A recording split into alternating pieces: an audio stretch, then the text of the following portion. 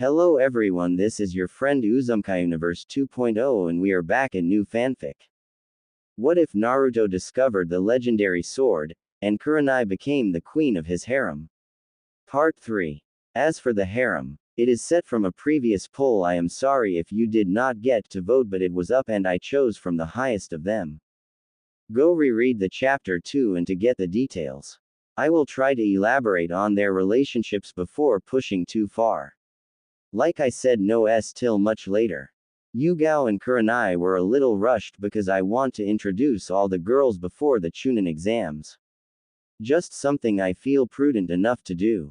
So sorry about that. If I make a one-girl pairing, the relationship will take longer to form.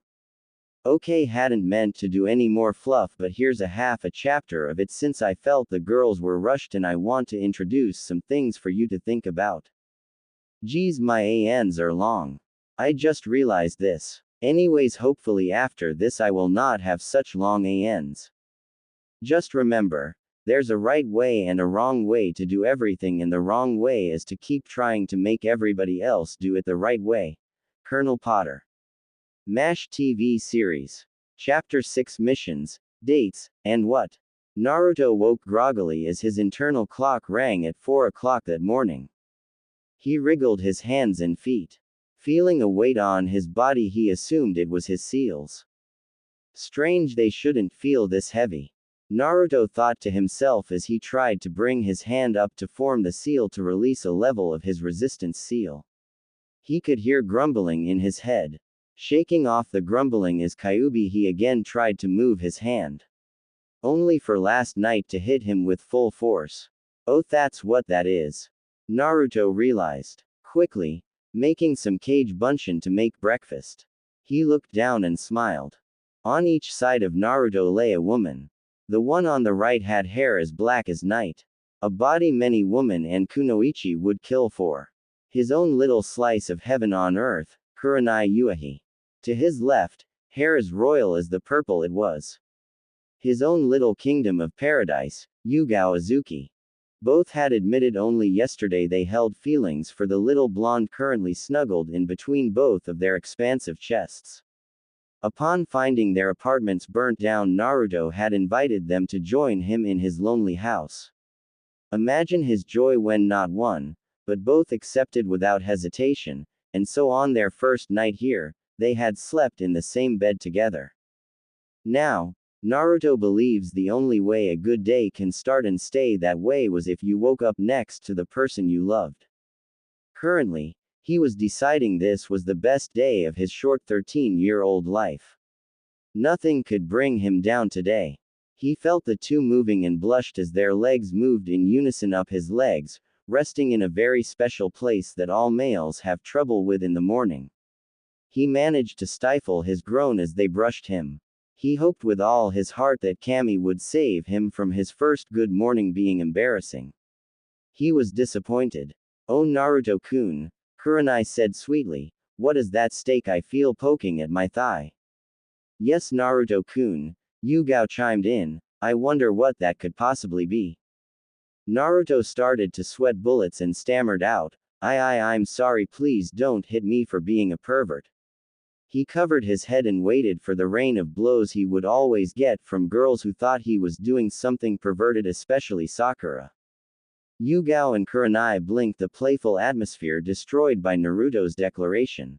Kurenai spoke up softly so as not to upset him further. Naruto-kun, that is a normal problem men have when they wake up. There is nothing perverted with that. Who told you that? And why would you expect us to hit you? Yugao asked. Naruto peeked through his protective arms and replied, whenever Sakura would think I was doing something perverted, I would be hit by her. She would always hit my head. I wouldn't dodge it thinking that I deserved it because I couldn't tell what I did wrong, but she was always so enraged that I must have. Faulty logic here, trying to show a little bit of immaturity and naivete because of his upbringing. It seems a little OOC for him, but trust me, this will work out. I have a few surprises. Kurenai and Yugao frowned. Neither liked that this Sakura would hit Naruto. Women in general don't like perverts, but to hit a kid just because you think he did something perverted was crossing the line. Yugao spoke up. Naruto morning wood is a natural reaction. I am sure you read the anatomy for your anti-rape seals, didn't you come across this? Naruto thought for a moment before responding. I had heard of it, but this was the first time I have had it. I just had a natural reaction to Sakura's hitting. Sorry Harem, Megami. Kurenai and Yugao smiled but were musing in their heads. Just so you know, Naruto-kun, women do not like perverts, that is true. However, women who have men they like. To see them get like this, Kurenai said and rubbed him again, only makes the women feel, I suppose I should say, proud. At least it does to me, and I believe Yugao. Yugao nodded her assent. Do not make this a habit and do not show anyone this, but if it does happen while you are admiring your girlfriends, it is okay to feel aroused. Kurenai tried to explain to her new boyfriend. She did not want him to shy away from them because of some conditioning this Sakura seemed to be doing. Naruto nodded his head and said, so I should only feel like this around my girlfriends. Kyuubi spoke up from the seal. No kid, that is a natural reaction to any female body you might find attractive. You will have that reaction to many women, but should it be a woman not interested in you, then they will likely call you a pervert. What Kurenai is explaining is that only those whom you are involved with would take it as a compliment. Others would see it as you simply cannot control yourself.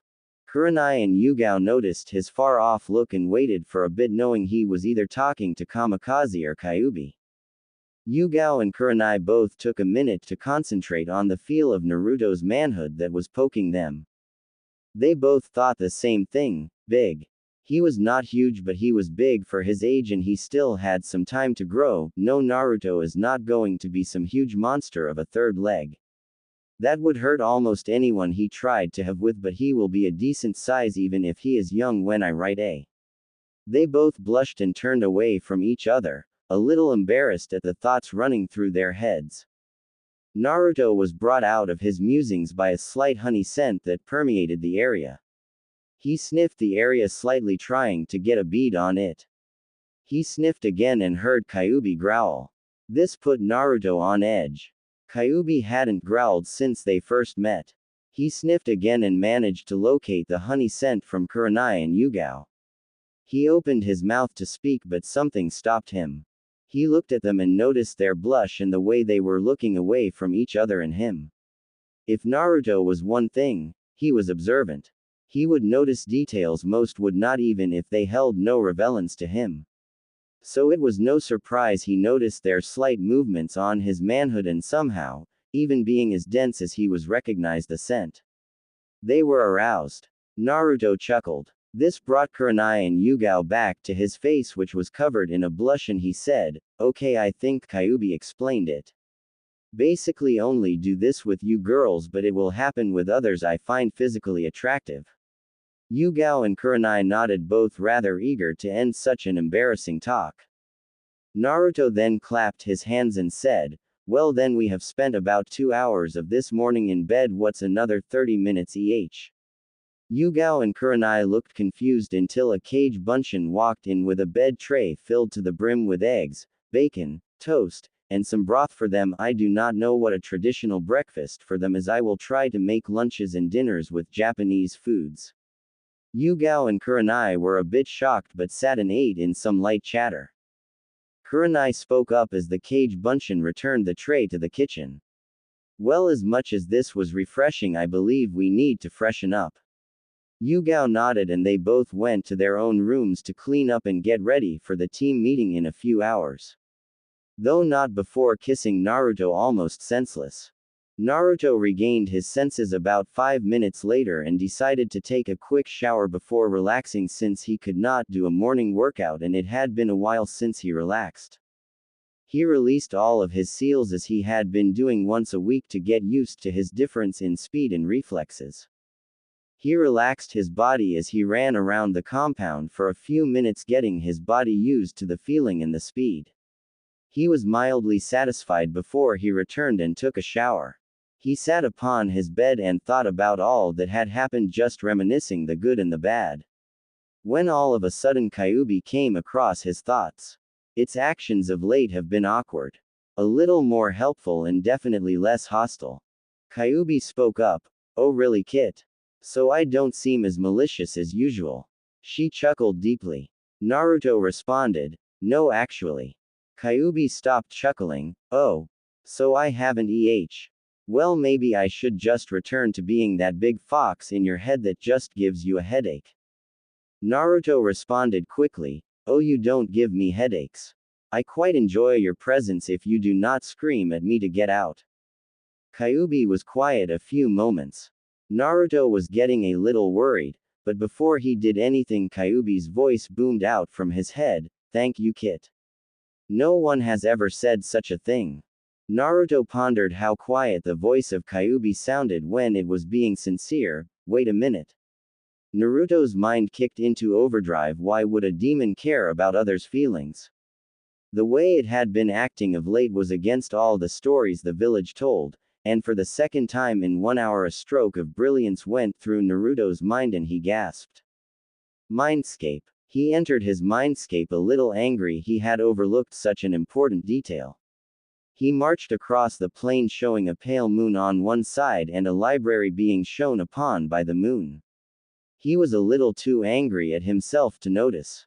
He marched right up to the trees now showing a plain with a forest, some game, and a small thunderstorm in a corner. He growled out, show yourself to me. Naruto took in Kyuubi with a single gaze. She was her usual 50-story high self. Still the reddish-orange tint to her coat. Wasn't she more red before? Naruto mused. Kyuubi raised one of her massive eyebrows and smirked after reading Naruto's findings. So my container finally decides to question this. Amused by this turn of events she said. Why should I show you? What is in it for me? Naruto growled. I did many things for you in good faith, one thing in return is not much to ask. Kyuubi grumbled, not happy, but what he said was true. Very well. I am surprised you figured this out though. Kyuubi immediately began changing size. Shrinking and shrinking until it was higher than Naruto and about Yugao's height. Once the light had cleared, Naruto beheld her beauty.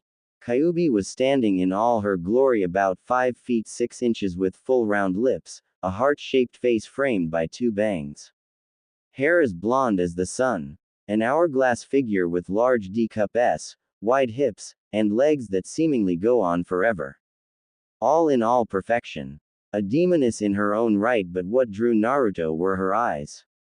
Her eyes were not the menacing red that he had come to see. No, they were still slitted, however they were a color of yellow filled with power but seemingly benevolent. Her eyes seemed to dance with lightning sparks. He quickly tore his gaze from her and noticed her clothing. She was wearing a white kimono with yellow flashes of lightning. Like what you see. Kyuubi smirked as she took in her container's expression. Naruto quickly schooled his face. Why did you not tell me you were a woman? Why are your eyes yellow and not red? He almost shouted. He was frustrated he had not considered this possibility. It changed little but seemed a big deal to him for some reason. Kyuubi smiled her fox smile and said, don't demand stuff from me just because you did not consider I was female. I know you do not look down on females and have saved them, hence I will assume you ask out of your own irritation and not out of incomprehensibility that a woman might be the strongest being alive. As for my eyes, that is a story for another time. Naruto was not happy. He felt like he was duped. He had been going on an assumption. He does not do that. It did not sit well with him, this revelation. How were Kurenai and Yugao going to take this? Kyuubi frowned with the way his thoughts turned. Do not mistake me when I say this, Naruto. You are mine. My container. You are bound to my life and bound to my soul. We are stuck together so much even I doubt we could separate anymore. Demons are attracted to power. Your potential is limitless. You are the only one capable of attaining the power to rival or even defeat me. Naruto was a little scared at that concept. He worried he might have to give up the only happiness he had outside because a possessive demon inside him claimed him. He totally overlooked she called him by his name. Kyuubi saw his dilemma and said, do not worry about your other mates, Kit. You are not ready to try and mate me. There will come a time when you realize most of your potential. When you start on that path, I will be there, as I have been through your entire life. We shall see what happens. I do not love you. I am attracted to your power. None have been close to you in power. Likely I would have to wait thousands of years for someone again. You are simply convenient for me. Even if we are stuck together, I could easily drag you wherever I wish when the seal weakens. That is all. With that being said, Kyuubi kicked him out of his mindscape. Real world. Naruto woke in his room and looked at the time only to notice he had about a half hour before team practice. He quickly went and splashed some water on his face, calming himself down. It wouldn't do to alert the girls to some problems. He figured he could gain power until he was strong enough to take Kyuubi down and keep his girls. Not in this lifetime. Kyuubi spoke up. Naruto-sama, please do not listen to Kyuubi-san. She only seeks to weaken your resolve. Stand firm and you shall always prevail. Kamikaze spoke up for the first time since his talk with the Hokage. Kamikaze, where have you been? Naruto thought. I have been reviewing some things for you, Naruto-sama, and got carried away. I am sorry for having been absent almost 2 months. I have everything remembered, so I should not need to leave you again. Kamikaze answered. Ah, Naruto answered. When Naruto was younger, Kamikaze would go to the realm of the ancients who created him and look up some advanced stances or techniques because he had not been used. He did not remember them all. Seems even as a sword he was able to look information up. Although only on himself. Naruto pondered Kyuubi but decided he would ignore her threat and deal with it when he came to that crossroad. Yes, he would eventually cross it, but he was gaining power each day by training and he rarely ever had a day off as it was. Pushing any further would lead to exhaustion, which would lead to counterproductiveness. So decided he pushed the matter to his corner of solve later folders in his mind and headed downstairs. Yugao and Kurenai were waiting for him. He spoke up before they left. Yugao-chan, Kurenai-chan, would it be a good idea to not be openly public about our relationship until after the Chunin exams? They shared a look. Yugao spoke up. Yes, it probably would. But how would we hide the living with you? Naruto answered. Well, we don't really have to go on popular areas as dates, and if we act normally it shouldn't be an issue. As for the house, well, with the seals no one will notice it is you entering. It will seem as if it was a plain person entered here if you have the key. Both were surprised at the seal but saw the necessity of it given who he was. They nodded agreeing and Yugao went to the Anbu headquarters as Kurenai and Naruto headed to their training ground. They had lived in the same apartment complex, so no big deal for them to arrive together. Kurenai and Naruto arrived to find Shino and Hinata waiting for them. Hey guys, Naruto said happily. Well, I think we should get our first C rank today. What do you think, guys? Hinata nodded. I think we have the skills necessary for it. Shino added. Yes, we seem to be at an appropriate level for it. Kurenai nodded and said, well, let's head to the tower and see what they have. The whole team jogged to the tower for a light warm-up and walked into the door. They were greeted warmly by the Hokage, who seemed to be giving missions out. Ah, teammate, so good of you to come here today. Let's see what D ranks we have available, he said as he reached for a scroll in the big D pile. Kurenai spoke up. Actually, Hokage-sama, I feel my team is ready for a C rank mission. The Hokage chuckled as if expecting such a response. I was wondering when you would ask for one. Your team has done exceptional. I have a C rank ready. You must simply go to Tanzaku-gai and wait for a man with a package. Retrieve it from him and bring it back here. Kurenai looked at her team, who seemed excited for such a mission, and said, we accept, Hokage-sama. The Hokage took a puff of smoke and said, very well, you leave in an hour. Dismissed. Naruto, Kurenai, stay a moment please. Shino and Hinata left, casting glances back at their sensei and teammate. The Hokage watched as they squirmed, but he did not have time to wait them out. As of last night, you two have no homes. I regret to inform you that your apartments burned down, and I am sure you're aware. The Hokage said with clear sadness. Naruto brightened at the Hokage's news. He was sad to lose the apartment, but nothing was damaged and it resulted in him not being as lonely. Also, he did not want the Hokage to know of their relationship just yet. Don't worry about it, Gigi. I managed to save Yugao-chan's and Kurenai-chan's stuff and offered for them to stay with me. My house was big enough to fit them and I didn't want them to be out on the street. They can stay as long as they like. The Hokage looked owlishly. Naruto, I only bought you that land a month ago. How did you get it up and running? Kurenai nearly choked at hearing Naruto had built his house in a month. That was amazing. Naruto chuckled at both their faces. It's the same answer to your paperwork problem, Gigi.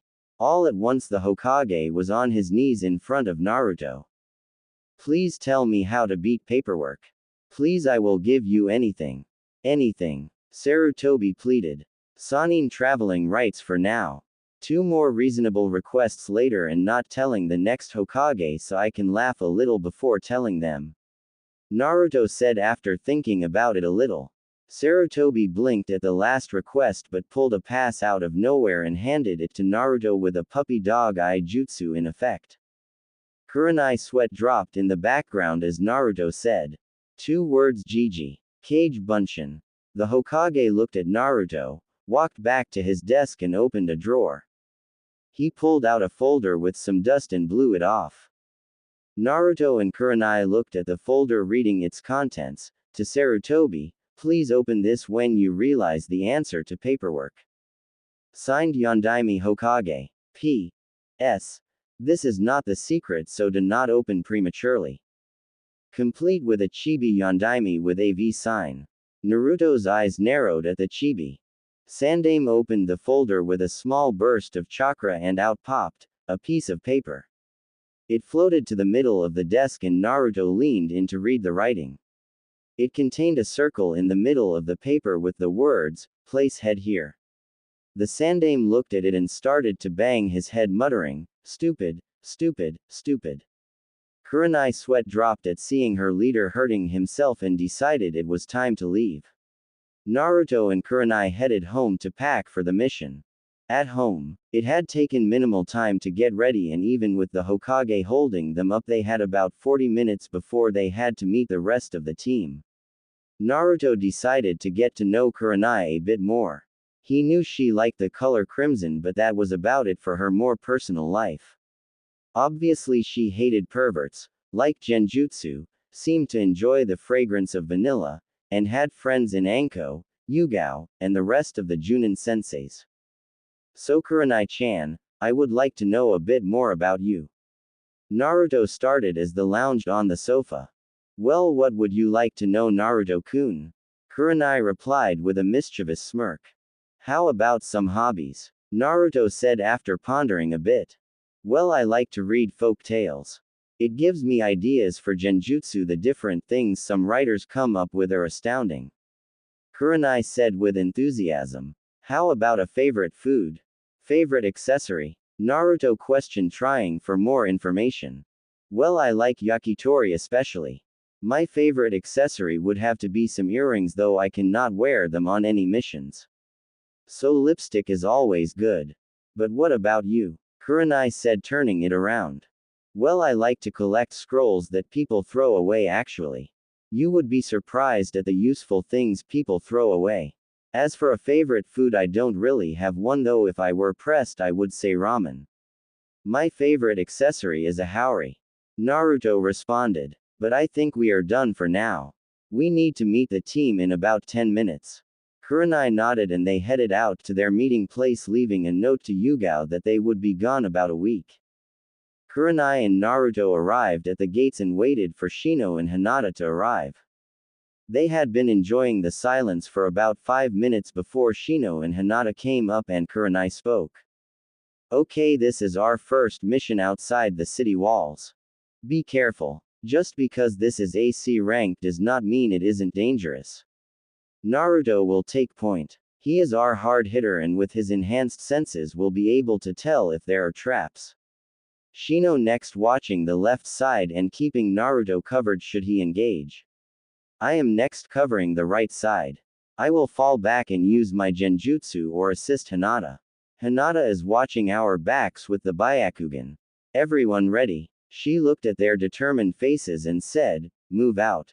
Time skip 3 days. They arrived in Tanzaku-gai a little behind schedule.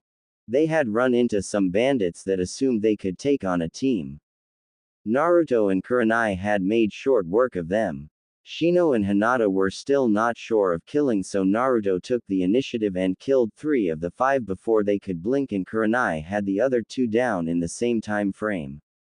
They had spent the rest of the trip in uncomfortable silence.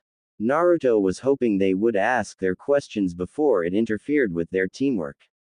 They had seen him kill before, but with all the information loaded to them afterwards, it seemed to have fled their minds. This was fresh. Anyo, Naruto-kun, how can you be some comfortable killing? Hinata finally spoke up as they were nearing the village. Kurenai was about to respond when Naruto spoke. Hinata-chan, what would happen if I simply knocked them out and released them afterwards? They would continue on their rampage. Naruto. Shino spoke up in his monotone voice, finally understanding Naruto's calmness. Exactly, Shino. When I was younger, I would go kill bandits to enhance my skills. I was doing a service. Bandits are some of the worst of the worst. They rape, pillage, and kill without mercy. Tell me, why should I allow someone like that to live when he attacks me? Naruto questioned. I do not relish killing them, Hinata-chan, but it is a necessary part of my life. I have said it before, I will say it again. Do not relish it, but do it because it is necessary. I will kill because I have found my peace in doing what I do. Now you must do the same. For the next time I may not be able to kill them before they reach you. Kurenai nodded when Hinata looked at her for confirmation. Now let's get settled in our rooms. It has been a long day and we all need our rest. Tomorrow we are to receive the package. Kurenai said and led them to their hotel. The girls shared a room while the boys had their own room, and each went to sleep thinking about what Naruto had said. It had been 3 days since they arrived in Tanzaku. They had decided to wait a minimum of 3 days before returning and stating the mission a failure. Currently, Shino and Hinata were roaming the streets looking for the client under guise of a young couple in henges. Kurenai and Naruto were sitting in the cafe they were supposed to meet the client, sipping on some tea. Well, Kurenai-chan, since we have some time, let's finish our discussion from before. Naruto said. Kurenai looked confused before remembrance shone in her eyes. They were on a little date, so Naruto decided to treat it as such. What else would you like to know? Naruto responded almost instantly. Since you read books, do you collect anything to do with them? He had thought about what he wanted to ask and had about 3 things he wanted confirmed before they finished this mission. Of course, even with them relaxing, they still kept their eyes open. Kurenai blushed and responded in a quiet voice, I collect bookmarks. It was one of the more awkward things a shinobi might collect, but she liked reading and bookmarks were very useful. She had grown a liking to ones with smart kotas on them. Naruto nodded. His first question confirmed he had run across some interesting details after having meditated from sealing their rooms. A favorite color or colors? Kurenai responded. I like crimson because it reminds me of your attack. Lately I seem to have developed a liking to golden yellow. She said, admitting her liking of his hair. Naruto smirked. Like my hair, He chuckled at the blush that spread across his sensei's face. Anything you like to collect besides bookmarks, perhaps something that might be seen as a weakness? Staring at her in a, I know something you probably didn't want me to know yet, type of way. Kurenai started sweating. No. Naruto grinned his fox grin. So that crimson dog plushie that was on your bed is just a decoration? Kurenai cursed. She had forgotten he sealed her entire room. She sighed, deciding to give up. Okay, I like to collect plushie toys. For some reason it placates my need for soft things in a hard world. Naruto smiled. Thank you for telling me, now I know a little more about you. He was genuinely happy that he managed to get her to admit it. They went back to enjoying themselves, making a little small talk while waiting for the client. About a half hour later, the client stumbled up to them and handed the package, which looked ripped. Kurenai raised an eyebrow and questioned the man, but he just said to get it to the Hokage without delay and left. That was weird, Kurenai said. Hinata, Shino, we are leaving, go pack, meet us at the exit to the village in 20 minutes.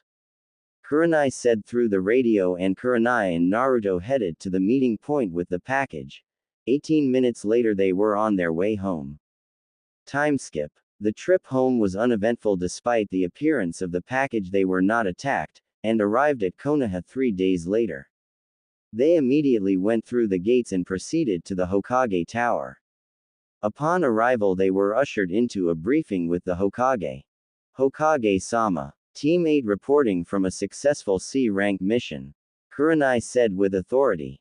Very good, Kurenai. Sandame said. Report. After hearing the breakdown of the mission, leaving out the minor dates Kurenai and Naruto had, and hearing the alarming state of the messenger, he said, excellent work for your first C rank. Your pay will be available and you will have a few days off for reward of your first C rank. Dismissed. Team 8 filed out of the room and everyone went to their separate homes. Kurenai and Naruto arrived home and Naruto spoke up. Well, I am going to head to take a shower and head to bed. You should relax, Kurenai-chan, and take it easy. Good night. With that he kissed her full on the lips before hurrying to his room. Kurenai stood there a little while, amused at his shyness after kissing her. She decided she was going to soak in the hot springs before heading to bed. She entered her room and made her preparations and then headed to the hot springs. Kurenai entered the hot springs only to hear the splash of another using the hot spring. She came around the changing partition and saw Yugao soaking in the water. Ohio Yugao, Kurenai said. Yugao jumped before replying. A little miffed she had been caught off guard. Ohio Kurenai, how was the mission? It was fine, Naruto, and I got in some interesting little dates. Kurenai responded and continued to regale her fellow Naruto lover on their little talks and some of his personal info. You should go sleep with him tonight. I got some dates and I am sure he would appreciate it. Yugao nodded, having been thinking the same thing, and took her leave. Naruto climbed into bed fresh from his shower. He was happy with his first C rank. It had been relatively easy and he got to spend some more time with Kurenai. He only wished Yugao could have accompanied them. Once that thought crossed his mind, he heard his door open. He looked up to see Yugao in an overlarge shirt barely hiding her, and she spoke, "Could I sleep with you tonight, Naruto-kun?" Naruto was more than happy to let the girl sleep with him and responded instantly, "Of course, Murasaki Harem." Yugao smiled and climbed into bed on his left side, pressing herself into his side once again as she had 1 week ago. How was the house while we were gone, Harem? Naruto asked. Lonely, was Yugao's wistful sigh. I heard your mission was a success. Yes, and I learned a bit more about Kurenai, but now it's your turn. Naruto said. Oh, so you want to know the same things about me, Well, since you searched my room, I guess there is no point in hiding it. Just know what I say has never been told to anyone else. Yugao said. Naruto chuckled. What, no fight? I had to wrestle some of it out of Kurenai, but whatever you want to tell me, I am all ears. I will always listen to you girls. Yugao kissed him and started. I like swords, as you can tell. What everyone doesn't know is I like collecting bracelets. Ankles and the ones for your wrists. I also like collecting mugs or antique cups. Especially ones with funny sayings on it. Naruto nodded. After each of these he had noticed this about her trinkets when he sealed her things. Now one thing even you may not know is that I love looking at the moon. Naruto's eyes widened a little. He had not known that or deduced it. It pleases me and sets me at ease almost as much as you do. Naruto smiled. That's it for tonight though, Naruto-kun, get some rest. I will be here in the morning. Naruto kissed Yugao one last time. Arigato, Murasaki Hime. He laid his head down and went to sleep. Time skipped 2 months. Naruto and the girls had taken to leaving the village and going to little towns about a half a day's travel to take little dates on their days off. No one had seemed to take notice and they were leaving it that way. Naruto's team had taken a couple more C ranks but remained doing D ranks for now. Naruto was off training in the training grounds while Kurenai and Yugao enjoyed a rare mutual day off. Naruto had revamped their wardrobe and he had bought them whatever they wanted. He was spoiling them and they knew it. He knew it too. He just wanted them to live like he thought they should, and if he could provide it for them he was going to give it to them. Naruto's resistance seal was up to 6, he was almost ready for 7. You know Naruto-sama, the first difficult kenjutsu master you face in battle will probably unlock my true form for you. Kamikaze spoke up. He had mentioned this a few times but it never came to anything. He would have to fight missing nins for someone to be powerful enough to awaken Kamikaze. Spars would not do. Yes, I cannot wait until the higher missions. The thrill of the battle. The feeling is you kill a worthy opponent. Kyuubi spoke. Yes, fighting a worthy opponent will definitely be worthwhile, though not for what you think of it, Kyuubi. Naruto responded. I cannot wait either. Naruto-sama, fighting against a worthy blade will be amazing. Kamikaze spoke up, completing the feelings of want for battle between the trio as Naruto sheathed Kamikaze and made his way home. With Kurenai and Yugao, they were both lounging in the living room. They had on some mindless sitcom as they enjoyed their day off. Naruto had plans to take them to a festival tonight. All of a sudden the doorbell rang. Yugao said, I'll get it. Yugao got up and padded to the door and pulled it open. She was met by an Anbu with a nay symbol on its head, and the Anbu spoke up. The council would like to see you and Yuahi-san in the council chambers now, with a monotone voice. Yugao was sure this was something bad. So she responded while keeping her Anbu face on, I need to get presentable. We will be there shortly. Yugao closed the door and headed to Kurenai and informed her of the predicament. They got ready and left Naruto a note to bring the Hokage to the council chambers once he got back. He should be arriving soon. They opened the door to the same Anbu unit and Sunshine directly outside the chambers. Wait here, the Anbu operative said and entered the chambers. Kurenai and Yugao waited patiently until they were called in and entered the chambers. They were met by the civilian council with Danzo, an ex-Anbu commander with a penchant for stirring up trouble and being a warmonger. Do you know why you are here, Yuahi-san, Azuki-san? A pink-haired councilwoman said. No. They replied. We are here to discuss the young boy currently on your team, Yuahi-san. She replied. Yugao and Kurenai's eyebrows rose. This was not going to be pretty. It has come to our attention that the two of you have been seen entering and exiting Konoha, seemingly going on personal excursions into the nearby towns. What business is it of yours what we do with Uzumaki-san? Yugao questioned, more privy to the council's working than Kurenai. Danzo spoke up. It is our business because young Uzumaki should not be cavorting with women. The boy should not be given the chance to create continue his line. Yugao and Kurenai bristled. What we do with Naruto-kun is none of your business. Kurenai finally said. It seems our conditioning did not work, Haruno-san. Danzo said. Kurenai narrowed her eyes. What conditioning? Naruto said. The council was taken aback by the sudden appearance of Naruto within the room. What conditioning, Haruno-san? Danzo-san. Naruto questioned. The conditioning to make you dislike women. Did you ever wonder why my daughter constantly beat you? The council gave her a mission to beat you in the head, hoping for some brain damage and to keep you from creating demon spawn. The Haruno councilwoman screeched. Danzo, have your root Anbu take these women and remove their, how shall we say, what makes them women so that there is no chance for them to bear children. Yugao and Kurenai sent death glares at the council. Root. Danzo said. All of a sudden 4 Root Anbu appeared holding each of the girl's arms and attempted to shunshin away. Naruto muttered. Kai, the counter on his seal dropped to 0. He disappeared in a burst of speed, and before any of the Anbu could move they were beheaded, and Kurenai and Yugao were by the doors leading outside.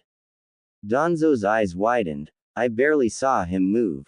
He must be close to the Yondaime's speed. But before he could do anything, things went to hell. Naruto had his head down with his sword dripping blood. His eyes were being shadowed by his bangs. You dare to hurt someone just because they are close to me? He asked in a deadly silent voice. Haruno screeched. They are demon lovers, of course we who you are K. She was stopped as she choked on the ki exuding from Naruto. Oh, this is going to be good. Kill them, Kit. They dared attack your mates. Kyuubi smirked from his mindscape. She was not lending anything to the impressive display of power coming from Naruto. For once I must agree with Kyuubi-san, protect those precious to you, Naruto-sama. Kamikaze said. Crimson and gold started swirling around Naruto. None of the maliciousness of Kyuubi, simply an overwhelming sense of certain death. The council members were choking in their seats, and even Danzo had a bead of sweat coming down his face. The council chamber's door flew open and there stood the Sandame with the ninja council heads. There were 5 council heads with 3 open seats. The 5 council seats taken up were Hyuga Hiyashi, Aburame Shibi, Inazuka Sume, Nara Shikaku, Yamanaka Inoichi, and Akamichi Shuza, each for their respective clans. The ones not being represented were the Namikaze, Uchiha, and Senju. The Hokage held his own council seat, bringing the total ninja council seats to 9. The Hokage was impressed by the show of Naruto. Even he had not known he was this powerful. Naruto-kun, please calm down. They will be punished for their actions. Thank you for sending me that cage bunshin and gathering the other council heads in the same manner. Kurenai and Yugao, seeing Naruto not calming down, put their hands on his shoulders, and Naruto looked into their eyes with his crimson eyes with the S pattern. He sighed and flicked his blade, cleaning it of the blood. Very good, Naruto-sama. Kamikaze spoke up. TCH shoulda killed them. Kyuubi said. Naruto calmed down and his eyes bled back to the usual sapphire blue. He looked at the Hokage and bowed. Hokage-sama, Hiyashi-sama, Shibi-sama, Sume-sama, Shikaku-sama, Inoichi-sama, Shuza-sama. I thank you for coming on such short notice. Each of the council heads nodded in response and went to take their seats.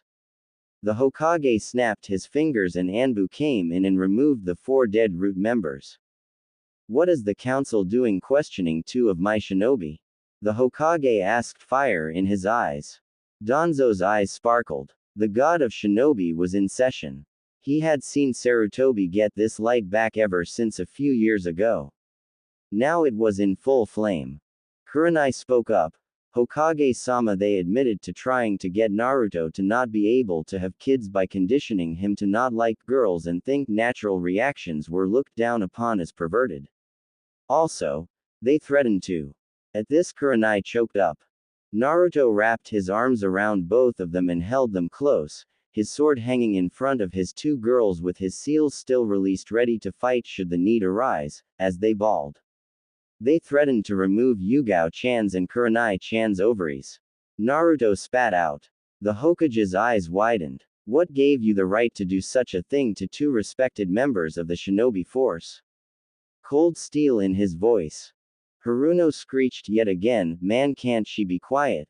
They are seeing the dem, I mean boy. He should not be allowed to create little spawn. The Hokage fixed her with a stare and said, listen here, this is a shinobi village.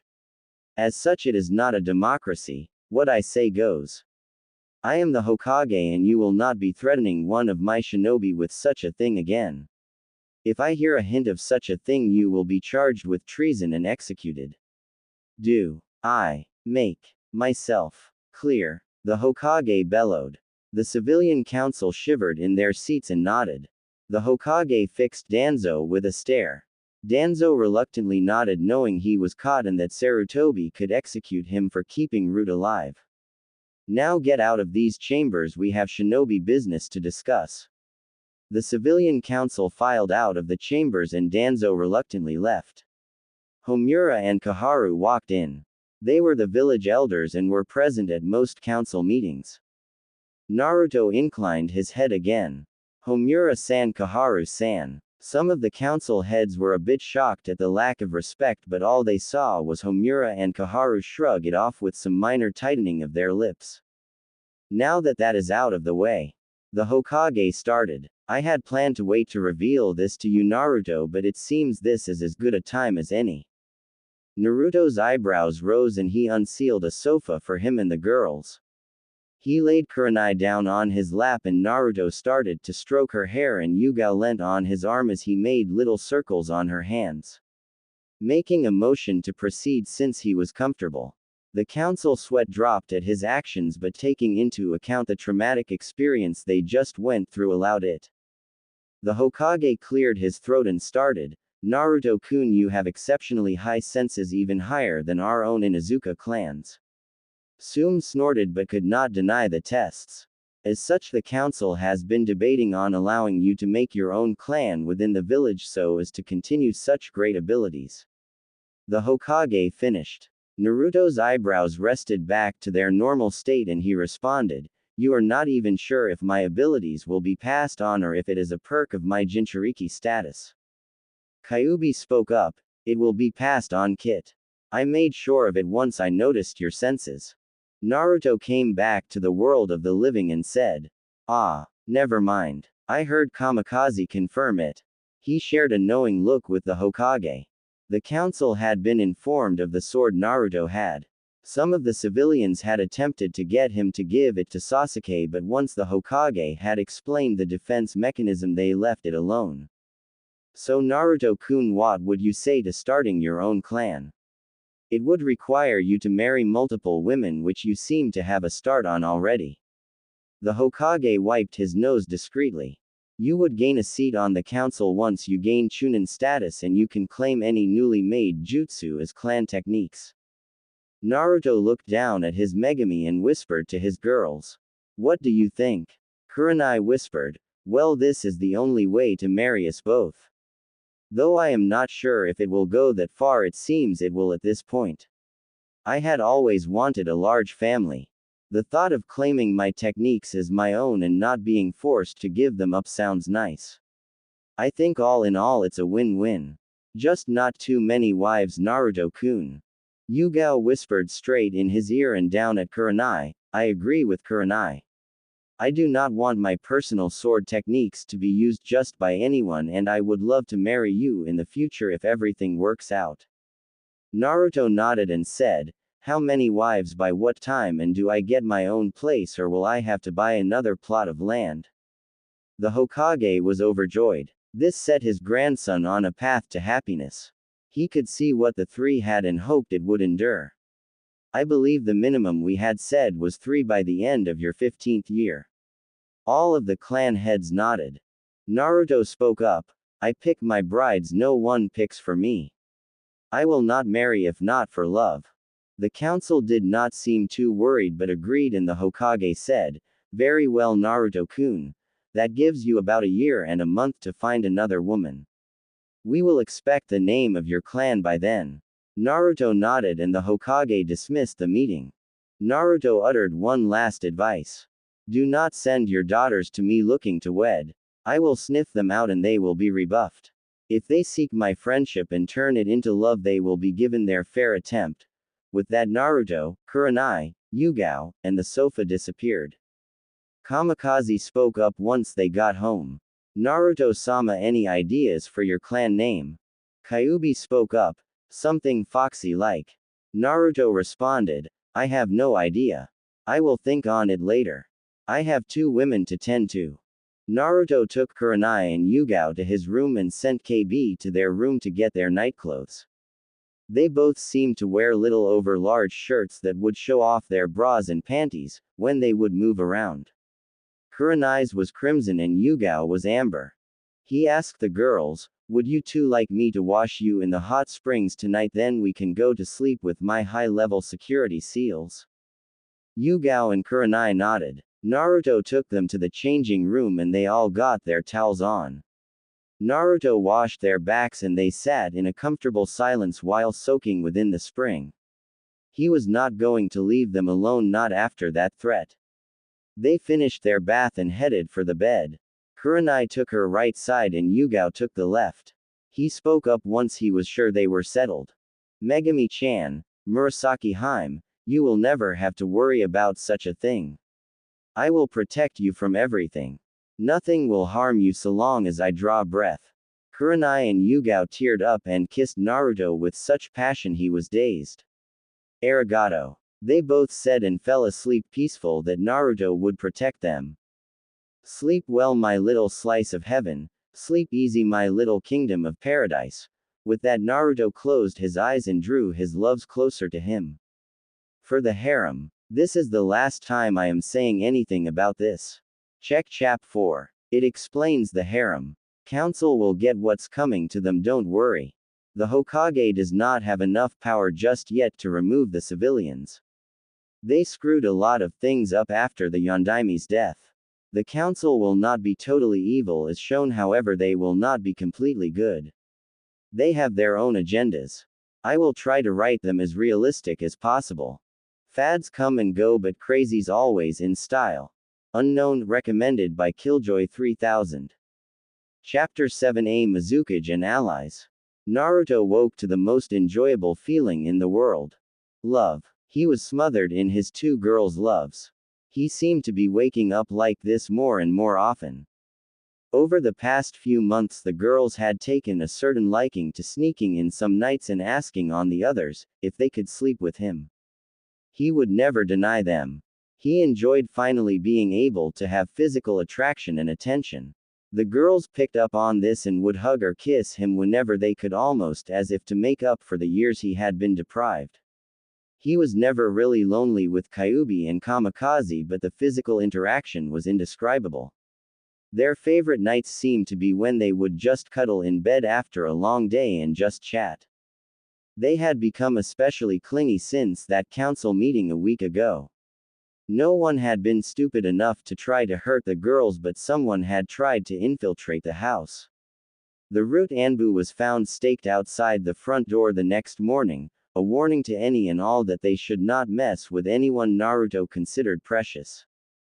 The civilians had been a bit rowdy about it, but the Hokage had come down and said in no uncertain terms that no one had the authority to infiltrate the premises of another. To prove his point, he knocked on the door to show that there was no foul play and the Anbu had just been trying to visit, as the civilians put it. Other than that one incident, Naruto tried to stay out of the public eye and live a quiet ninja life. He figured it would be through actions that he could win some people over. Indeed, after his stunt with the civilian council and how he put them in his place, many of the shinobi saw him in a different light. The ninja did not like the civilian council, and as such when Naruto pushed them and came out on top they were appreciative by at least no longer glaring at him. He figured it was a start. The Hokage sighed. I'm getting too old for this shit. He thought. He was happy for Naruto. He wished he would take his father's seat, but Sarutobi was sure he would at least incorporate the Namikaze seat within his new clan. He turned from his clones doing paperwork and looked out over his beloved city. He was planning on sending for Jiraiya to track down Tsunade and bring her back. He was getting too old for this job and it needed new blood. He could feel something was going to happen in the upcoming Chunin exams. However, on to more immediate matters, the tension between the council and Naruto was affecting the village. Only the one incident so far, but if Naruto stayed within the village for much longer he was worried more drastic measures might have to be taken. He was wondering what to do when one of his clones walked up to him with a mission and a request. The Hokage's eyes lit up. Ah, perfect, and if this is who I think it is, Naruto would be the most ideal person to send. Hinata needs the practice. The only problem is Shino is out on a mission with his father yet again. Who else can I send? Oh, Yugao's team is off assignment. Yes, that will work in a perfect protection. The Hokage stamped his seal of approval and pressed his intercom button for his secretary. Please send a request for Team 8 and Anbu Neko. The Hokage sat back in his chair and chuckled. This was going to be interesting. Naruto was watching his love sleep on one of those days off they all had together. Whenever they all had a day off, they would sleep together and lay in bed till late morning, which for them was 7, and enjoy each other's company. Nothing beyond kissing had been done, but they enjoyed it nonetheless. He shook his loves awake, whispering to them, "Wake up, Megami-chan, Murasaki Harem." Yugao moved first. He kissed her awake. I could get used to that," she said after grabbing another kiss. Naruto turned to find a pouting Kurenai. He immediately moved to rectify the situation. He kissed her full on the lips and for the first time asked permission to add tongue by running his tongue along her bottom lip, and she quickly granted him access. They battled for dominance while Kyuubi held an internal commentary. And he goes in for the kill. Damn straight Naruto wins. Naruto and Kurenai broke apart, each panting, and Kurenai said, "Yes, I could definitely wake up to that every morning." Naruto smiled before attempting to get out of bed. He was roughly pulled back and engaged in a tongue battle with Yugao. After winning that battle as well, he had plenty of practice since they had decided to up their kisses and had been teaching him through practice. Until today he had never initiated it though. Naruto got out of bed and the three of them headed down to the kitchen to eat breakfast. The girls hanging on Naruto's arms. Naruto had grown to about the girls' heights now. He could look them straight in the eye. He was the tallest of his age group. The trio ate their breakfast, making small talk and making small plans for excursions today since they were off. "So Kurenai-chan, Yugao-chan, what do you have planned for today?" Naruto asked. "I wanted to go check out that new bookstore that opened on Central Street." Kurenai said. "I was going to go visit Kurisu's shop and check out this new shipment of kunai he was supposed to get." Yugao said. Naruto nodded. "Well, why don't I?" Just then the doorbell rang. "I'll get it." Naruto said. He got up and dumped his dishes in the sink and went to get the door. He pulled it open just enough to stick his head out and saw an Anbu standing outside. "Hokage-sama wishes to see you, Yuahi-san and Azuki-san." Immediately. Having said his piece, the Anbu shunshined away. Naruto stood looking for a few seconds more, then promptly closed the door and grumbled about old men and running his fun day off.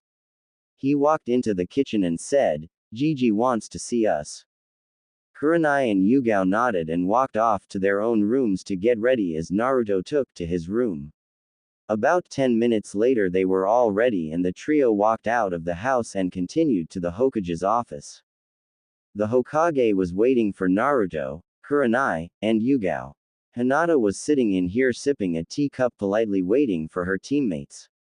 She had not been informed of the mission, but she was fairly certain it was not a normal mission considering the Hokage had pulled them off leave. Hinata had gained quite a bit of confidence in the last few months. She grew at an incredible pace once her shy exterior was, for lack of a better term, killed. She was still very kind to all those around her, but she could be vicious should the situation call for it. A true kunoichi if the Hokage ever saw one. Those training seals Naruto had come up with were amazing. Unfortunately, the seals were made with his teammates specifically in mind, so no one else could use them. Hinata's chakra seal was incredible. It took all that excess chakra the body just naturally exuded, and at night when she was tired from training would reapply the chakra to her coils to expand them while she rested. Should anyone else try to use it, the carefully calibrated chakra amount, which changed depending on Hinata's body weight, etc., it would either expand the chakra coils too much or do so little it would not affect the coils at all. Shino's stamina seal was complex. It targeted certain areas for Shino to allow him to move around without using so much chakra and therefore feed more chakra into little kawarimis and the like. An Aburame was different from most because of the bugs inhabiting their bodies, and to make a seal to increase Shino specifically was a bit rough on Naruto, but he pulled through and managed to do it. Kurenai's seal, however, was one of the most complex the Hokage had ever seen. It was almost a resistance seal. It would take every action and enhance the muscle it needed to do it and cause more work to be done by said muscle. Once the muscle broke down, it would allow the muscle to hyper-regenerate using healing chakra. The downside to this was that if the seal was on for too long or Kurenai used it too much, then it might cause more damage than help and shorten her lifespan. Naruto monitored his team carefully and made sure to remove the seals when they got to a certain point and told his team to continue training without them. They agreed because of the seals they had reached levels far faster than normal and they all wanted to work for their skills. The Hokage was wary of letting them use the seals, but Naruto explained the risks and they accepted, so he had little choice. Just as the Hokage finished his musing on the training seals, Kurenai, Naruto, and Yugao walked into the room and presented themselves. "Ah, teammate and Yugao, glad you could make it." The attending ninja sweat dropped. Well, seeing as Shino is out again on another mission with his father collecting rare insects, Yugao shall be joining Team 8 for this mission in co-leadership with Kurenai. The Hokage continued. "Mission Gigi?" Naruto questioned. "We are supposed to be off." Angry at losing time with his girls but happy at the same time for Yugao joining in on the mission. "This is a diplomatic mission, Naruto-kun, and yes. I got this mission from Mist a week ago and need to send an emissary to meet with the new Mizukage and invite them to the Chunin exams in about a month and a half," the Hokage said with a smirk. Kurenai and Yugao's eyebrows rose. "Not to be rude, but why is Hokage-sama?" Kurenai asked. "You were requested," the Hokage said simply. "How? None of us know someone in Kurigakure." Kurenai looked around to make sure she hadn't lied, and it appeared she hadn't as they all shook their heads. "You were requested by Hiyashi-san," the Hokage supplied. "Otu-san," Hinata said. "Hi. He believes you need some diplomatic experience, and because Kiri is so new, he believes it would be a good test for you. He hopes you will do well," the Hokage said with a comforting smile. Hinata smiled and nodded. Kurenai looked around and said, "Very well, we accept, Hokage-sama." "Gotcha," the Hokage thought. "If the new Mizukage is who I think it is, Naruto is in for a surprise. God, I love getting him back for all those times he switched my Ika. Oh shit, Gigi has that look in his eye," Naruto thought. Indeed, Naruto-sama, it seems this mission is as much for the Hokage's enjoyment and for his village. Kamikaze answered back. "Either way, it should be interesting, just hope he isn't trying to pull the same thing he did with your team and set you up again," Kyuubi said. That clicked a light bulb in Naruto's head. Hey, wasn't there? He was caught off from his musings by the Hokage. The Hokage had seen Naruto thinking about it and ran interference. "Very well, you leave within the day, dismissed." As they were filing out, the Hokage smirked in a very Naruto-ish manner. He wiped a bit of blood from his nose and pulled out his Ika. "Damn you, Naruto." Naruto smirked as he made his way out the tower twirling a familiar orange book. "Mess with the best, drown like the rest," Naruto thought as he made his way home to pack. About 20 minutes later, the team was situated at the gate leading to the port that was going to take them to Mizu no Kuni. "Okay everyone, this is a diplomatic mission, but there is no reason to treat it carelessly. This is to another hidden village. Diamond Formation, Naruto take point. I am west. Yugao east. Hinata watch the rear with the Byakugan. Any questions?" Kurenai said. The entire team shook a negative and Kurenai said, "Move out." Time skip 1 week. The team was making their way through the morning fog. It was about 8 in the morning. It had taken them a week to get to Kiri. They had seen the poverty of the outlying lands, but the living conditions improved closer in, though not by much. Evidence of the bloodline wars pocketed the landscape. Nothing had happened during the travel. They had made good time and had been in town a day early for their boat. Now they were steeling themselves to meet this new and mysterious Mizukage, hoping to create an alliance with the newly remade village. They had attempted to gain some insight, but the only real information was the previous Mizukage was killed by the current one, whom held not one but two bloodlines. Apparently, she was also the first female Kage in the history of the elemental countries. Kyuubi had had a few positive things to say about that. About damn time men started to see us as equals, she had stated. Naruto wisely did not comment when the man insisted it was not to be and that she would not be in office long. Needless to say, the man had not remained in their presence for long when Kurenai, Yugao and Hinata heard this. Kurenai was wearing her trademark bandage dress with a bit of a flair to it. She had on crimson earrings and some lipstick. Yugao had on Anbu dress but with some silver moon earrings and her sword hanging across her back. Hinata was wearing a kimono she had changed in the village before they left this morning to be more presentable. It was white with blue flowers. She had her hair left down in a shimmering fold that fell to her shoulder blades. The person who looked the most mysterious though was Naruto. Naruto had on black pants with his kunai and shuriken pouches. One on each leg. His shirt was crimson silk. Simple yet elegant. He wore around his neck a chain with the kanji for Harem and Megami hanging from it, a present from Kurenai and Yugao. He had a earring on his left ear. A single black sphere hanging from it.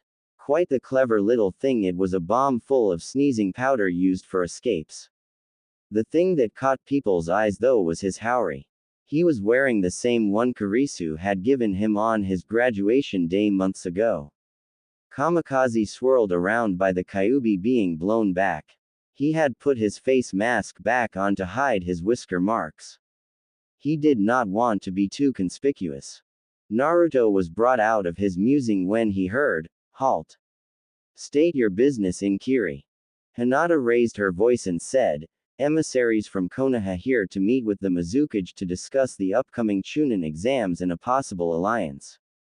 The guard was silent for a moment before mist appeared from their sides and the captain said, "We will escort you to the Mizukage and be your guards within the village."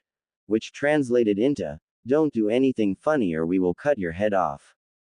Hinata nodded and Naruto faded to the back, allowing the girls to lead the way so he had time to assess any threat and act accordingly. He had recently upped his seal to 7, so he was moving a bit slow compared to normal.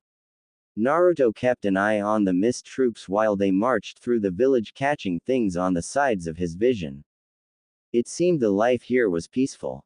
They had been hidden by their borders for so long that once the war had ended, nothing was left here to disturb them.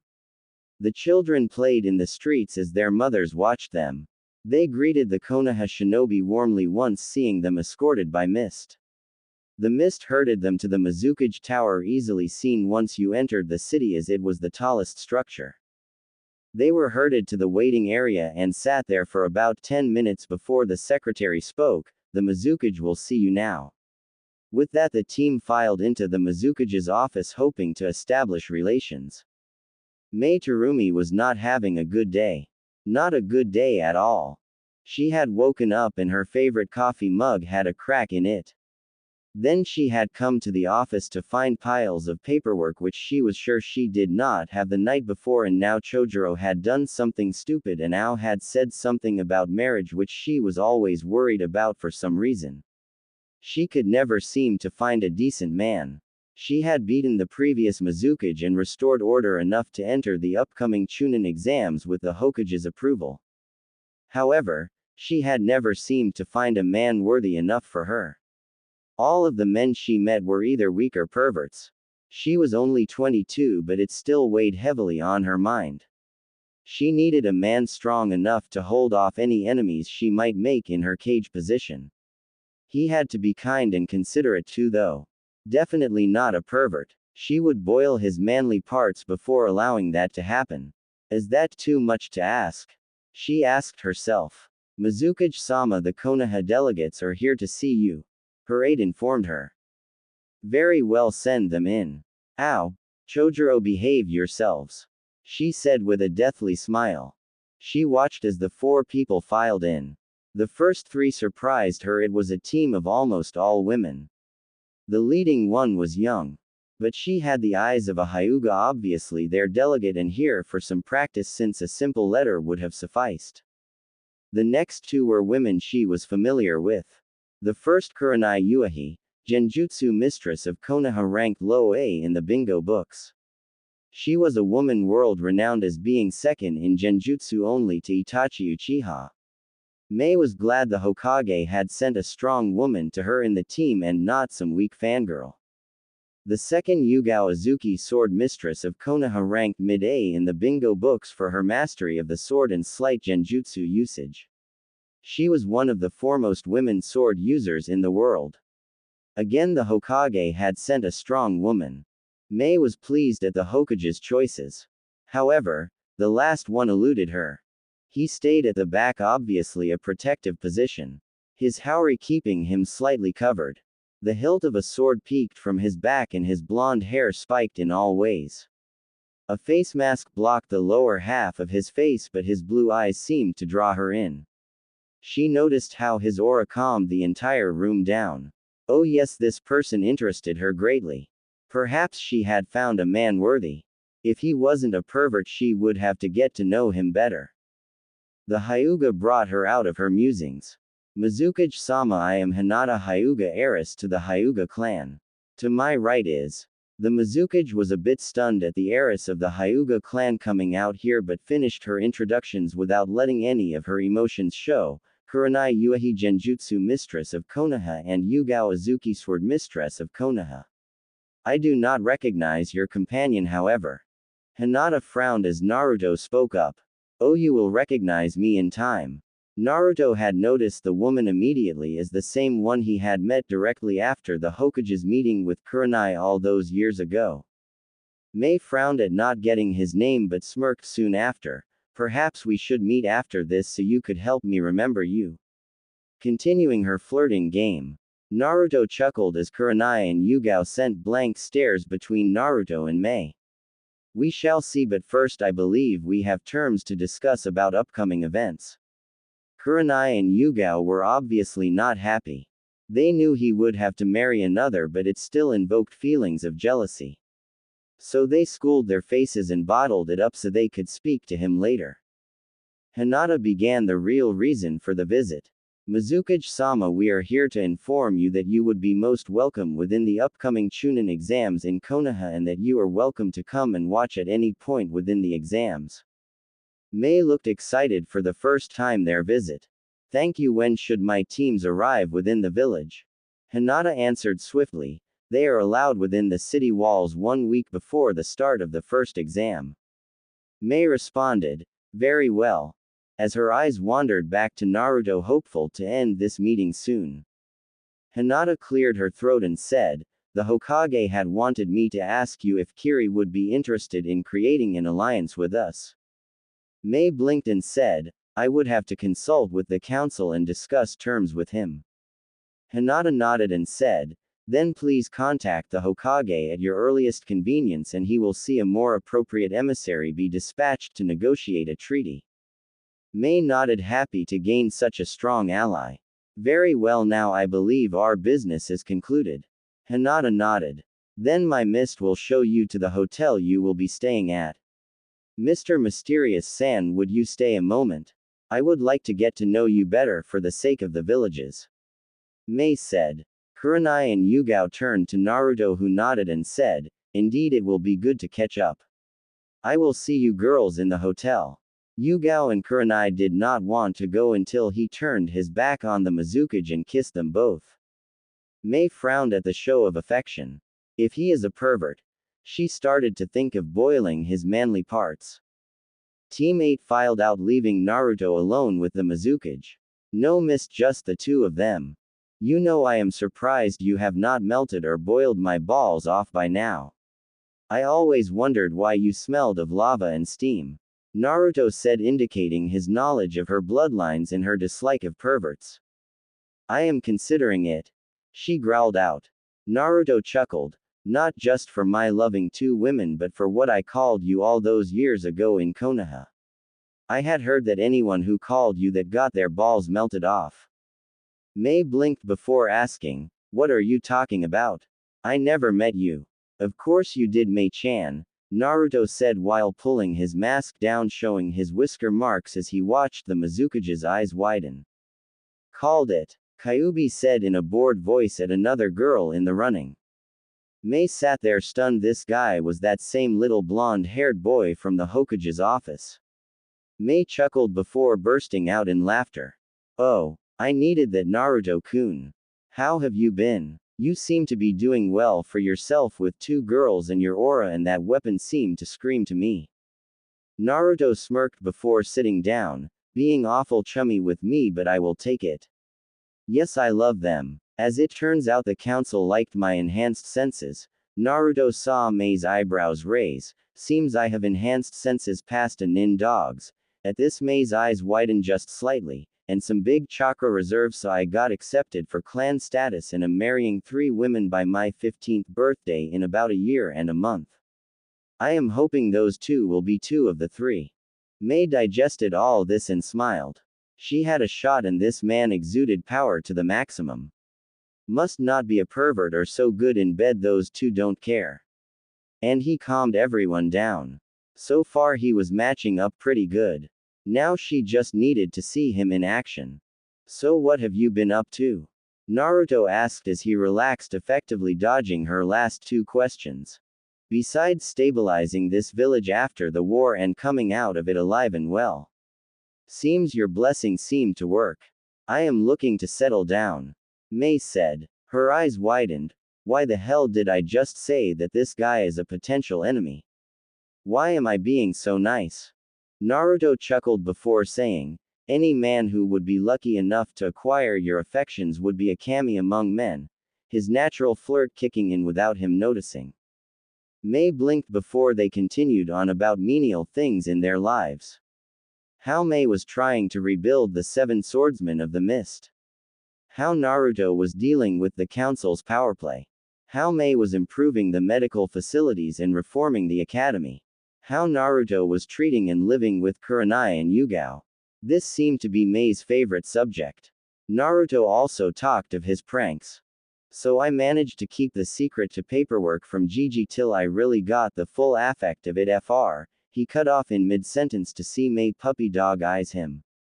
Must resist puppy dog eyes.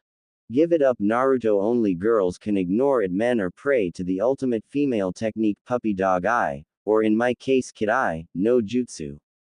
Kyuubi said. Naruto eventually gave in. Seeing his defeat, Mei asked sweetly, Naruto-kun, what is the way to defeat paperwork? Naruto answered, Mei-chan, 1 word. Bunshin. Mei blinked, then blinked again and jumped over the desk and kissed Naruto on the lips. He was so stunned he didn't even respond until she pulled away. That is for being the genius you are, she said. She immediately made 3 Mizu Bunshin who set to work. Naruto's sweat dropped and said, well, I better get back to my team. They probably think I am being interrogated. Mei smirked. I hope to see you around, Naruto-kun, she said suggestively. Naruto quickly left the room as Mei chuckled. Mei pondered to herself. Maybe I need to see what is needed for a political marriage. Naruto felt a shiver run up his spine. Oh, you know what that means. Another girl just fell in love with you. Kyuubi said, taunting her container. Why not? I like her. I am sure I could come to love her given the chance. The same to you if you did not try to claim me just for your own power play. From your personality that you have shown, you show just as much in a woman as any of the ones I might potentially look at. Naruto replied. That shut Kyuubi up. She did not talk again for the rest of the evening. When Naruto walked into his room, he felt a slight key coming from his living room area. He sighed, deciding to get it over with. Hello, Megami-chan, Murasaki Harem. Naruto said. Kurenai and Yugao simply continued to glare. Naruto-kun, where do you know the Mizukage from? Yugao asked sweetly. Yes. And why did you not tell us you knew her? Kurenai asked just as sweetly. Naruto sighed yet again and began his tale of how he met Mei. I met her in Gigi's office right after Kurenai left when she had woken the day after I saved her. She was requesting reinforcements for the bloodline wars and I had said some things to her to get her to stop being mad at Gigi. Kurenai and Yugao blinked. Okay, but why didn't you tell us you knew her? Naruto responded, I had only met her the one time. I didn't even know she was the Mizukage. The only reason I recognized her was because of her scent. She is the only one to smell like lava and steam. Gigi did the same thing when he assigned you to train me as a genin. I didn't know you were my senseis until that day. Kurenai and Yugao slowly looked at each other then looked down. Gomen, Naruto-kun, they both said. Naruto frowned. For what? Doing what comes natural. It is okay to be jealous, it will keep the posers away if I can't sniff them out. I love you too. First you will decide if the other girl joins us or not. Besides, you two looked cute when you were jealous of Mei-chan. Yugao and Kurenai looked at him owlishly before kissing him and engaging in tongue battle. They had expected Naruto to just fall in love with someone else and they would have to accept them, but to give them a choice in who he would consider to marry was huge to them. So Naruto told them of what they talked about and after a couple more hours they all headed to bed in their own rooms. The next morning Naruto woke up. They had 3 days scheduled to stay in Kiri before returning. He intended to take full advantage of this. That is until Kurenai came in and said, team meeting 5 minutes my room. Naruto cursed at losing his precious time with Yugao and Kurenai. He was up and dressed almost instantly and after taking care of hygiene he walked to Kurenai's room. Naruto walked into the room to see Kurenai reading a note with a monkey near her. He recognized it as one of the old man's summons and waved to it. It waved back. He had been watched by them when he would go to the Hokage's office when he was younger, so he was well known in the monkey realm. He noted the frown on Kurenai's face and noticing he was the last one here spoke up. What's wrong, Kurenai-chan? Kurenai reread the note before looking at Naruto. It seems Team 7 with Kakashi has embarked on a mission to Wave when they had run into the Demon Brothers. They decided to continue despite the fact they should have returned and sent a higher team and ran into Zabuza Momochi and a fake Hunter Nin from here. They are now requesting backup and we are the closest team. If we are already finished, we are requested to move to Wave and assist Team 7 while taking control of the mission because of Kakashi's odd decision to continue. Kurenai explained. Naruto frowned and thought about it. Zabuza is an A- ranked Nukenin. This unknown could possibly be as strong as Zabuza. This was 2A ranked shinobi. But Wave was owned by Gato of Gato Industries and he was known to hire missing nins to do his dirty work. Naruto thought quickly and spoke up. Well, we could take out the current enemies, but if we come across any more ninja of the same caliber we could get into some serious trouble. I have an idea to even the playing field. Naruto shared his plan with the rest of the team and they agreed and sent a message to the Hokage, so they went to see the Mizukage. Naruto led his team into the Mizukage office and greeted Mei with a warm smile. Good morning, Mei-chan, how are you today? Mei chuckled at the glares given her by 2 other kunoichi and responded. Good, Naruto-kun, but what brings you back here? Though our business was concluded. Though maybe you wanted to see me again. Well, Mei-chan, I remember you saying you wanted to reform the 7 swordsmen from the mist, right? Naruto asked. That's right. Mei turned on the Mizukage mode. Well, I have information on where Zabuza Momochi is currently and was wondering if you would like to do something mutually beneficial. Naruto offered. I'm listening. Mei said. Well, one of our genin teams is under attack by said ex-swordsman and a cohort who is masquerading as a hunter nin. We were requested to go back this team up since we are in close proximity to this team. We were wondering if you would allow us to escort you to the location and you could attempt to negotiate with Zabuza to stop the bloodshed between the teams and offer him a home again. Naruto explained. Mei pondered for a moment before responding. That is an awful big risk for a cage, Naruto-kun. Nevertheless, I feel I can trust you as I felt I could all those years ago. Give the information to my aide and I will accompany you. If I acquire Zabuza, I will see you are paid for an A- rank protection mission.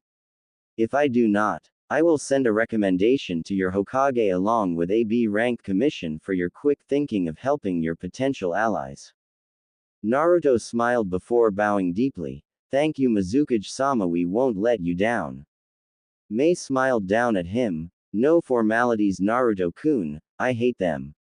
Let's get a move on, we don't want them jumping the Kunai-doi. About 2 hours later, Mei had the village running steadily without her and was surrounded by the Konoha nins. We will take a diamond formation with the same positions as on our way coming here with Mizukage-sama in the middle. Everyone ready? Kurenai asked. Everyone nodded. Move out. They all took to the trees hoping to get there in time. Time skipped 2 days. The trip had been uneventful. They had managed to avoid bandits using Naruto's and Hinata's abilities. They were closing in on the town in wave that Kakashi and his team were supposed to be staying at with a bridge builder named Tazuna.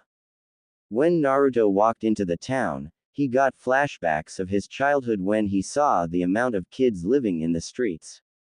The women had watery eyes at the sad state of the village. Naruto gave all the money in his current wallet to a grocer and said let the kids eat what they want even though most of it was past its fresh date, it was still edible. He handed the man over 20,000 ryu. He said, give whatever you can spare after paying for your wares to the children or use it to feed them again later.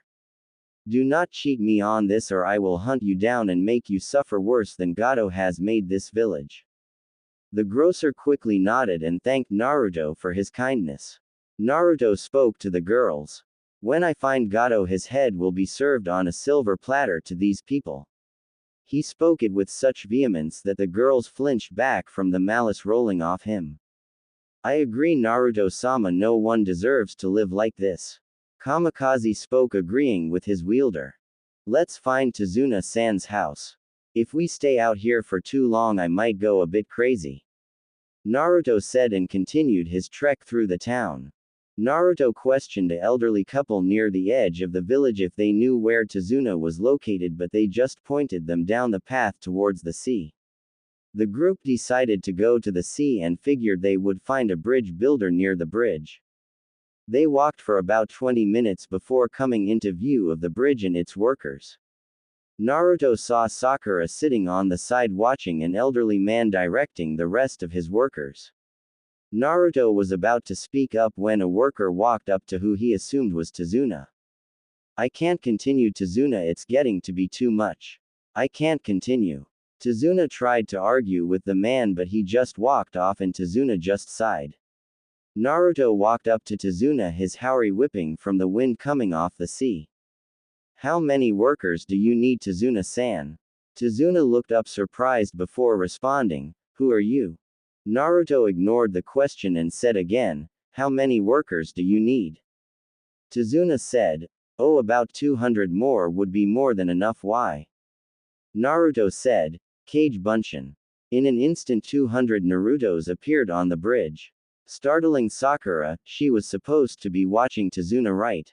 You heard the man, get to work. Naruto shouted to his clones. Each of the clones started to pick up the discarded tools and got to work on fixing the bridge. He had read a lot of books. Tazuna's jaw dropped. Mei was gaping like a fish. Kage Bunshin, how can he make so many? Kurenai and Yugao giggled while Hinata tried to hold it in. Naruto-kun is special. They all said at once. Mei simply blinked before smirking. Oh, he was good.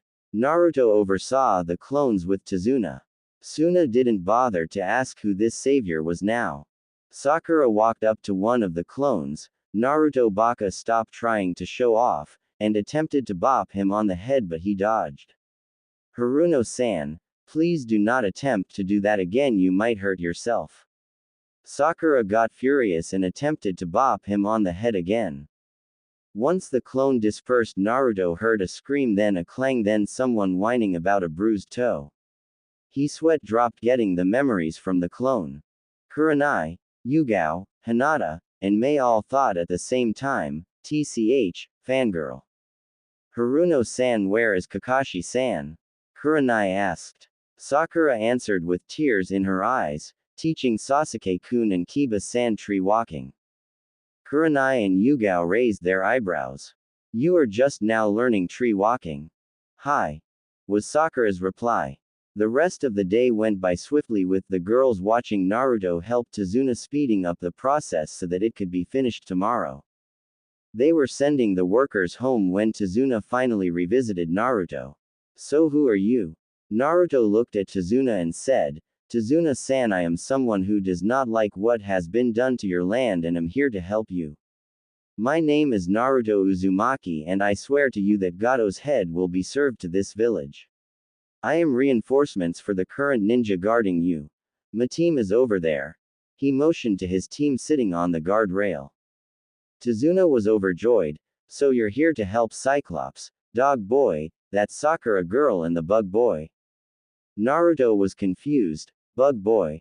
Tazuna replied. Yeah, his father dropped him off on their way back to the village stating something about meeting up with his team. Said his name was Shino. Yeah, that's it, Shino. Naruto was a little taken aback. Well, let's get you home, Tazuna-san, before Kakashi-san comes looking for you. With that, they gathered themselves and headed for Tazuna's home. Naruto informed his team of Shino's presence and they were all happy for another talented person on this mission. They arrived at the modest two-story house. They were greeted by a black-haired woman about Kurenai's height with brown eyes which spoke warmness. Please come in, she said, seeing the new arrivals. Who are you? She asked as they filed past her. We are escorts to the Mizukage, reinforcements to the ninja already stationed here. Kurenai trailed off. Tsunami dear. Well, dinner will be ready in a few. Please sit wherever you like, she said, motioning to the sofa. She walked into the kitchen. So Tazuna-san, can you fill us in on what has happened here? Mei said. She was curious as this was a neighboring country. So Tazuna told of how Gado had came in with his company and monopolized the shipping.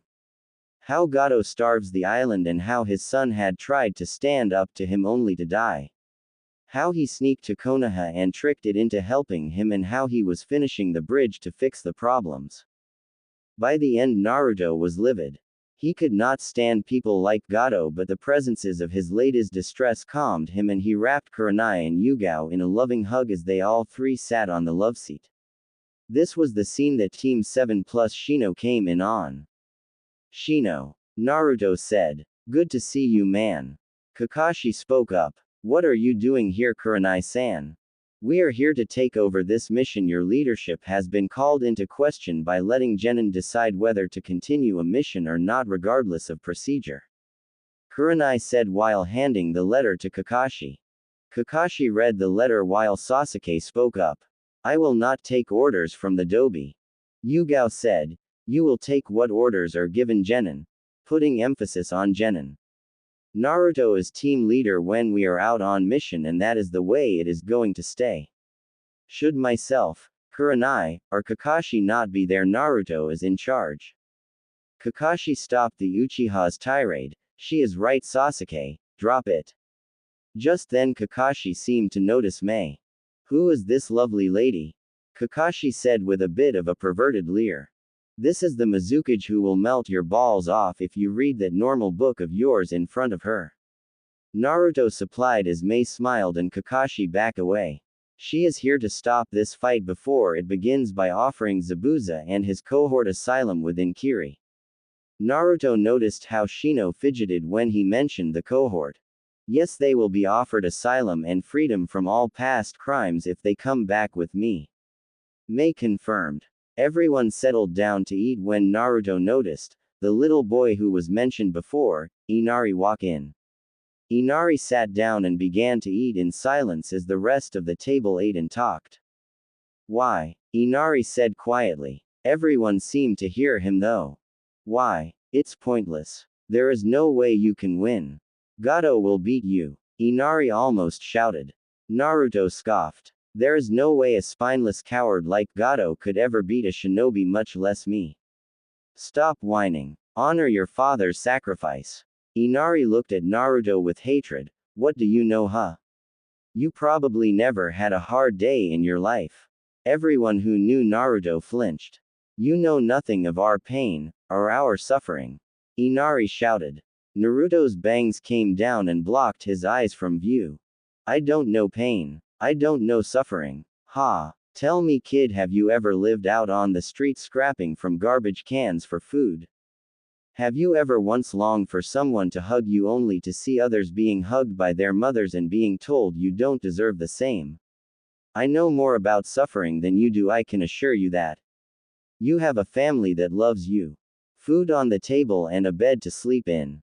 You know nothing of suffering. Someone always has a worse life than yours, remember that. Naruto stood up and walked out of the room, but not without signaling Shino to follow him.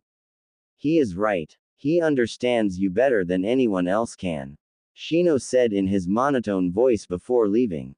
Kurenai and Yugao were almost crying from the pain being exuded by Naruto, while Mei was thinking, what happened to you, Naruto? I think that's enough for tonight. Hinata said, and everyone filed upstairs to their rooms. The girls shared one. The boys another, and the regular occupants got their own. Naruto was in his battle mode. Naruto-sama, you must calm down. The little boy did not know the meaning of his statements. Kamikaze thought. Kyuubi was unnaturally quiet. But if you could see into Naruto's mindscape, her tails were flailing around while a lightning storm engulfed her. Naruto sensed Shino behind him and stopped his rampage. Shino, how long have you been here? Shino responded, about a week. Naruto nodded. You know Zabuza's cohort, don't you? Shino flinched, or Naruto thought he flinched hard to read him through that coat. Hi, he said. Naruto could almost always read him. Very little to lie about Naruto would help him, he was sure of it. Naruto thought for a moment, so what's she like, this girl that has managed to capture your heart? Shino looked taken aback before actually chuckling. She is incredible. She has a bloodline, that's why she was driven out of Kiri. Zabuza saved her, so she serves him, but it sounds like he likes her like a daughter but treats her like a tool. She is kind, compassionate, hated for something she holds. Very like you almost. Oddly enough, Naruto just stood there and let Shino talk. This girl must be amazing to get Shino to talk so much. Even Naruto only managed to get a few sentences if he was lucky. Enough, Shino. I got it, you love her. But what if she goes to Kiri? Naruto questioned. Shino frowned. Then she will go. I will not hold her back. Have you told her of your feelings? Naruto asked. Shino shook his head. In my limited experience, it would do better to let her know than to try to hide it from her and let her leave not knowing you love her. If she loves you back, I will give her asylum, as will your clan, and we could probably get the Hokage as well. No one will touch her, of that you have my promise. Naruto said and patted his friend on the shoulder. Tell her on the bridge tomorrow when Zabuza and the Mizukage negotiate. I will back you up. Do not let her go if she returns your feelings. Such things are rare, and when you have them, do not let them go. Shino nodded, touched by his friend's compassion. Neither noticed the shadow watching their moment. Time skip at the bridge. Kurenai, Mei, Naruto, Hinata, Shino, Kakashi, Sasuke, and Tazuna showed up on the bridge.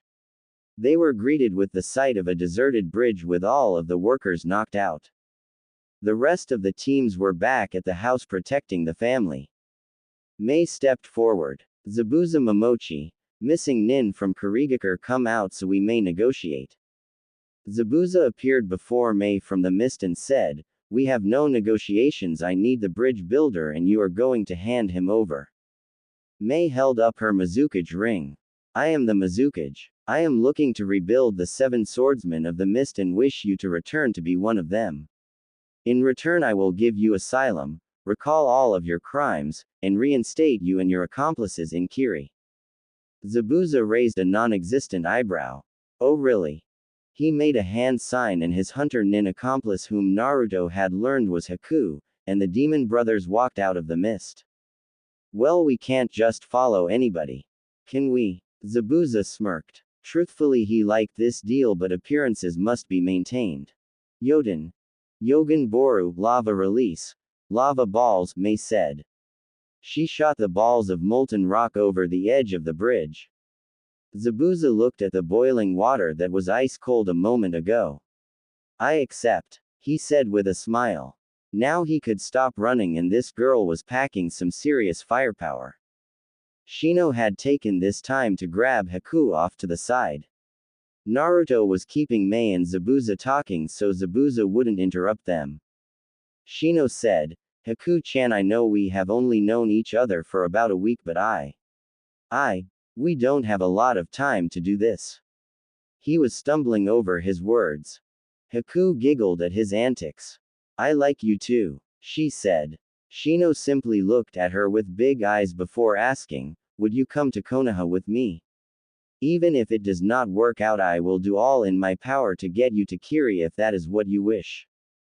Haku hesitated. She had a family with Zabuza and the demon brothers were nice, but Shino made her feel so welcomed and warm. Alright, but you have to get Zabuza-san to agree, she said, showing her breaking the master-servant relationship she had with him. Shino gave Naruto the signal and Naruto put his plan into action. So Zabuza-san, what's up with Haku? He asked, gaining the attention of Zabuza and Mei. She is my tool. I found her and she serves her purpose. Why? He answered. Haku and Shino walked into hearing distance at this point. Haku hanging on Shino's arm coming from behind Zabuza. Good, so you wouldn't mind if I bought her from you, huh? Naruto shot back. Zabuza was a little taken aback but said, how much you willing to pay for her? He said. How much you asking? Naruto answered. Zabuza pondered a bit before answering. 1 million ryu. He was sure no one would pay that for someone who was not even Regis. Sold. Pleasure doing business with you, Naruto said as he pulled out his checkbook and started write a check. Wait, I changed my mind. Zabuza started sweating. Oh, it couldn't be you actually see the girl as your daughter Naruto taunted. Zabuza sighed. Yes, I do. Okay. As a missing nin, I was not allowed to give her a stable household. This is part of the reason I am accepting a position in Kiri. Haku was tearing up at Zabuza's acceptance, but Shino kept a hold of her so Naruto would finish the deal. So if she loved someone from say Konoha, would you still go to Kiri and let her go to Konoha? Naruto questioned. If that's what would make her happy, I would do it in a heart. Oof. Zabuza was tackled to the ground by a bawling Haku screaming, thank you, thank you. Zabuza was a little confused until he saw the smirk on Naruto's face, and he was a little angry at first, but without the ruse he probably wouldn't have admitted it. So he just smiled and patted Haku's back, telling her she could go wherever she wanted. Mei looked at Naruto smirking. I knew you had a big heart, she said. Only to my friends and precious peoples, Mei-chan, he said with a smile. Unfortunately, some emo duck ass decided to ruin the moment. Why are we letting them go? They almost killed us, Sasuke all but shouted. He had been grinding his teeth from the beginning. This did not sit well with him. He had trained all this time to fight, and now the Dobi was taking it away from him. Naruto frowned. Sasuke, today's friend is yesterday's enemy. This is one of the basic shinobi laws. They did what they had to complete their objectives just as we did ours. Now we have managed to avoid bloodshed, we should be happy. Kakashi spoke up. He is right, Sasuke. If you cannot see this, you are not looking underneath the underneath. This helps to solidify inter-country relations and gives the village a new bloodline and ally. Naruto has done a remarkable job for his country and for Kiri. Sasuke mumbled something but seemed to let it go. Everyone was gearing up to head back to the house. The bridge was finished and would be opened tomorrow morning. Unfortunately, this is when Gato decided to show up with about 500 bandits. I see even the great demon of the mist couldn't handle some genin. Get them guys and bring the girls for some fun later on tonight, especially that red-eyed one and the one with the long hair. They seem like they would be a lot of fun. The bandits started to move towards the group. However, Gato had done the wrong thing and Kurenai knew it. He threatened rape to one of Naruto's precious people. She wasn't sure if he included Mei as a precious person yet, but it was getting there, she could see it. She liked Mei so far, so she had no problems with it. But Naruto's ki suddenly skyrocketed. Even Mei was shocked at the amount of ki. All the females were blanketed in a comforting aura. All the males, however, were sweating seeing their lives flash before their eyes. Naruto-sama, protect your precious people, use that attack we have been working on. Kamikaze said. You are borrowing from me, but I will allow it. That disgusting vermin needs to die. Kyuubi said. The seal will be weakened after this. Only one more push, she thought. Naruto's chakra spiked. Gold, yellow and crimson swirled around him. He spoke. Gato, for your crimes against humanity you must be punished. For starving people, for stealing, for forcing women into, for almost destroying the land of Wave, but most of all for threatening my precious people with rape. Dine in hell, you son of a bitch. Naruto then put his sword point down facing the bandits who were starting to charge again. He pulled his sword up in a diagonal path from his right hip up to his left shoulder. Benika's no Kizu. Crimson Wind Scar. No, I don't own Inuyasha, this will be the last thing I base off something else, hopefully. The group watched in awe as the wind in front of Naruto rippled and it headed toward the group of bandits. It easily tore through the men like a hot knife through butter. It cut the men into pieces and made it look like a slaughter. When the attack was done, just under 50 bandits and Gato was left. Naruto made quick work of the shell-shocked bandits and appeared in front of Gato. He beheaded the disgusting man and handed it to Tazuna. He hugged Mei and Kurenai before blacking out. That was the cost of such a technique. He would black out once his adrenaline stopped pumping, as such it could not be used very often. Time skip. 2 days later, everyone was ready to go their separate ways. Mei-chan, are you sure you don't need an escort back? Naruto asked. Hi, I am sure Zabuza and the brothers will protect me. I guess I will see you again at the Chunin exams, Naruto-kun. Mei answered back. Hi. Naruto said. Well then, I will see you then, Naruto-kun. Mei kissed him on the cheek before walking off with her new ninja, ignoring the glares from Kurenai and Yugao. Well everyone, let's go home. Naruto said to Team 7 and 8 plus Yugao and Haku. They walked off amidst cheers from the land of waves. The bridge was named the Bridge of Hope. For the hope inspired by Naruto for peace.